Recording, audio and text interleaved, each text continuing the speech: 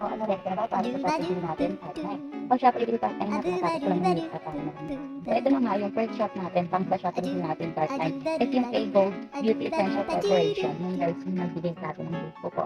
Beauty and Boost to Food Supplement Capsule. So yun nga, try nyo mag-request ng sample dyan.